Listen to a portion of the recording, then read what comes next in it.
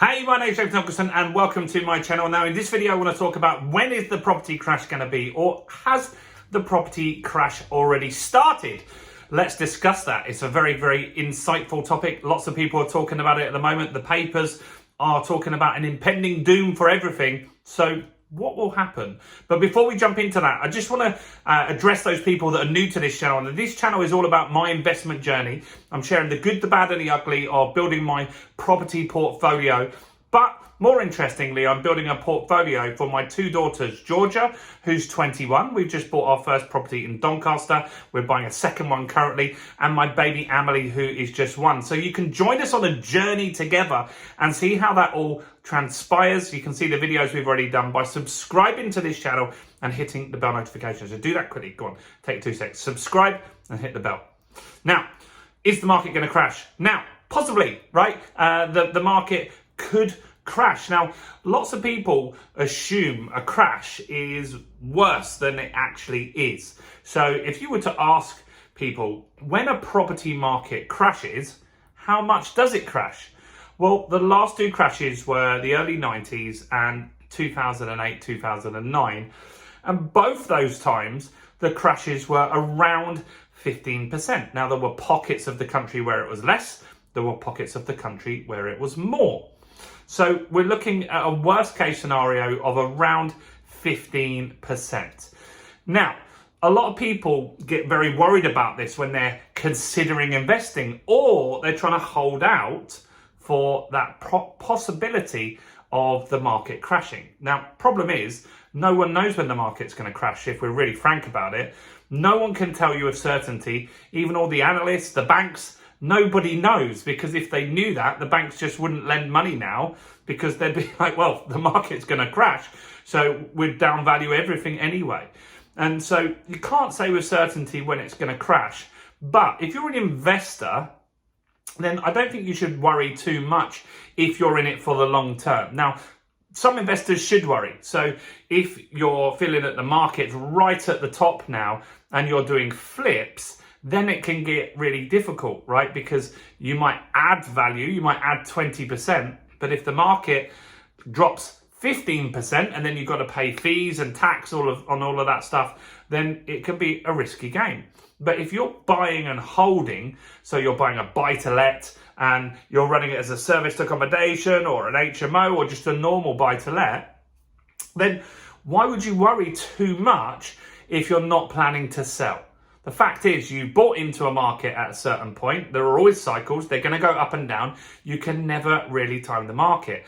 Now, I want to give you some examples on what might make the market crash.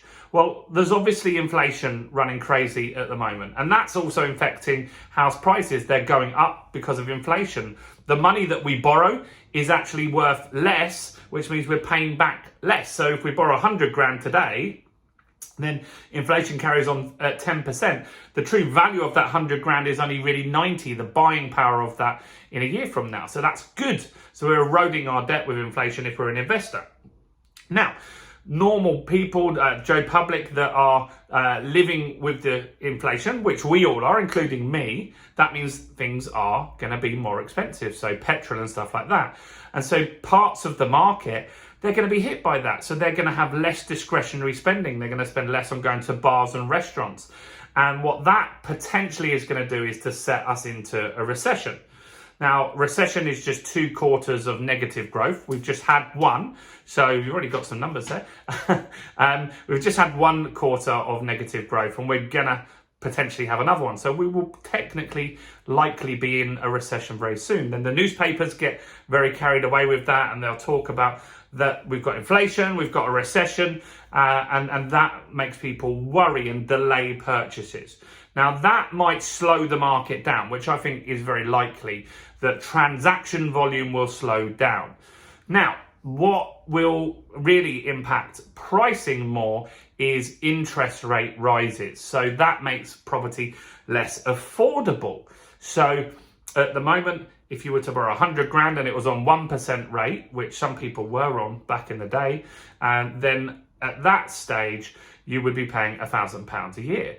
Now, if it goes to 2%, you're going to pay £2,000 a year. So it's a big difference if you're on an interest-only mortgage. The interest that you're going to pay is going to make a significant difference to your monthly outgoings. And the Bank of England have said they're going to keep raising interest rates through 2022 and through 2023. And I think that is more going to be the catalyst for property prices if they do go down. Now, I don't know, nobody knows, but if they do, I think that you might see a marginal drop in prices next year. Now, does that mean that you should wait for that to happen? Because if you wait, you're going to get a property cheaper. That sounds like a smart thing to do. Of course it does, right? Obviously, we all want to get cheaper houses. But let's look at some numbers on this, right? So if we were to buy a property today and it was for £100,000, right? We bought a £100,000 property here and we could get a rate of around 3%, which you still can. If you did it not in a limited company, but in a personal name, you could get a mortgage rate of around 3%. The payments on that each month will be £188, right? £188, right? And so that's what you're going to have to pay each and every month. Now, that's not too bad. Now, if you're renting out a £100,000 house, you'd probably get like £500-600. So let's just say you're getting 600, so you've got £412 left over there after you've paid the mortgage. Now that 400 gives you money to pay estate agent costs, to put some money aside for wear and tear, insurance and stuff like that, right? So you're not going to keep all that 400, but there's a decent range there, and hopefully you can keep around 300 or 250 for yourself, right? So that works when you've bought the £100,000 house at 3%. Now, let's have a look if the market drops. Now, remember, the market, the last two times it dropped was how much? 15%, right? Before I actually go into this next number, I want to get these videos out to more people on YouTube, and I really want your help. We're doing two things. One, we're trying to get to 1,000 subscribers. You can see if you look at the number down there, you'll see we're nearly there. So if you didn't subscribe earlier, do that. And two, the more likes that you get on these videos, the more people see it on YouTube. So just quickly press that like button there, guys. It'll take 2 seconds and it really helps me. And if you ask any questions, I'll make a video on it.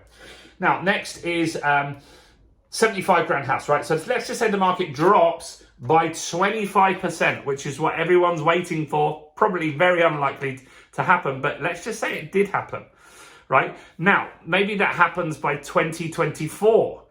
Now, is that better? Potentially not really. So if we bought for 75 grand, but the interest rates have now gone up to 5% by that time, our monthly payments would have gone up to £208 a month. So we're going to be paying more money per month on that property, which is really what you want to look at when you're getting a property, is the cash flow. Do you make a positive cash flow? Now, this house, the 75 grand house, may go back up to being worth 100 grand fairly quickly. That often happens after a drop. Sometimes it takes 2 or 3 years and it will get back to where it was at that peak. And that happens, like in some areas, especially in the southeast, will happen pretty quickly. They won't stay low for years and years and years. In the north, maybe slightly different. But let's just say it gets back to the 100 grand, you're still making less cash flow each month. And that's where, as an investor, there are like pros and cons of investing at the top of the market or the bottom. At the top of the market, the interest rates are lower, so your monthly payments and cash flow is better, and that's what I'm looking for here. So I'm buying houses. I'm happy to pay 100 grand for a house and sit on that house and know that it could go down in value. That's fine. But when I buy a house and get it up to 100 grand value, I normally look for stuff that's below market value. And if you check out the other videos on this channel, there's a video on a strategy called the buy, refurbish, refinance, rent strategy. And so we just did that in Doncaster. We bought for 60k. We spent 15k doing it up, and then we got it revalued at 100k, right? So we spent 75 grand to get the property. 60 and 15. Renovations 15, 60 is the purchase price, right? And we bought that cash. You might not have cash, but I'm just giving you the numbers so they work, right? So that's 75 grand that we spent there. Now, if we can get the value up to 100, which we've done, new carpets, new kitchens, bathrooms, front and back gardens done, painting windows, all sorts of wonderful stuff. And that was done for 15 grand. Now it's been revalued at 100. We can put a buy-to-let mortgage on that property for 75 grand, which means we get all of our money back. So buying property below market value can still work in difficult times. Like, as long as you can buy somewhere like from an auction or someone that needs to sell fast because their chain's falling apart, there are motivated sellers out there in all types of sector. And if you can find those people and buy below market value, add some value, add another bedroom, refurbish it, whatever it needs to be done, add an extension, and then you can refinance, then I've got this property back up to 100. The 25 grand I needed as a deposit, I've made that in building up the equity in there by adding value to it. So now I can get my 75 grand back out. So I can put a £75,000 mortgage on there and get all of my money out, and then I've got that property effectively for free. Then I can rinse and repeat and do that again and again and again. And by doing that, then I'm covered should the market drop, because I've made 25% equity in there, right? So 25% equity is in there. The last time the market dropped 2 times was 15% each time. It could drop 25%, but it still wouldn't put me in negative equity. I hope that makes sense, right? It still wouldn't put me in negative equity. And even if it did, like worst case scenario, and this would be reckless that you bought with this mindset, but even if that property did, and it got repossessed from me because I couldn't keep up the payments, it burnt down and the insurance was invalid, or something bad happened, I've actually left no money in the deal. There was no money left in that deal. And so that means that my personal net worth is protected, right? And so that's what I want you guys to start really understanding and learning. And I hope this makes sense on the channel. And that's what we're documenting at the moment. You can see the jobs that we're doing in Doncaster. If you check out on this channel, you can see what the property looked like the first time I looked around it, second time and the third time, and I'm just about next week to show you the final thing, because we're just about to rent it out next week, so it's ready to go. We just had all the mortgage stuff happening this week, which was good, and so I'll show you all of that stuff. And that's another reason that you need to subscribe and hit the bell, because we really want to show you how this all works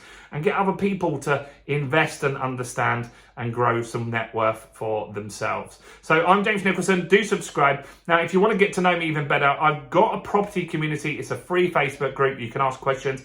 That's in the description. Ask any questions on the chat and comments here as well.